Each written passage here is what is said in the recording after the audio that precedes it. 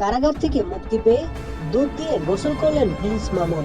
এমনই এক ভিডিও সামাজিক যোগাযোগ মাধ্যমে ছড়িয়ে পড়েছে, যেখানে দেখা যায় ছোট চুলে জেলখানা থেকে বের হয়েই মামুন তার মাকে সালাম করেন, আর এরপরই তাকে দুধ দিয়ে গোসল করতে দেখা যায়।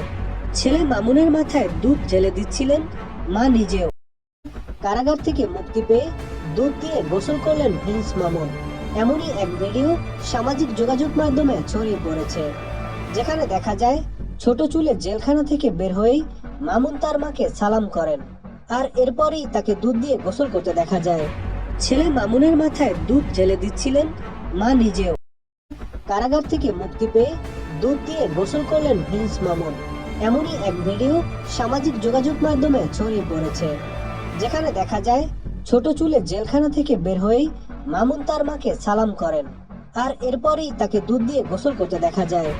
ছেলে মামুনের মাথায় দুধ ঢেলে দিচ্ছিলেন মা নিজেও। একটি ভিডিওই দেখা যায় মামুনের যেন আর কোনো প্রকার বিপদ না আসে, সেই জন্য তাকে দুধ দিকে আপনি কিভাবে দেখছেন?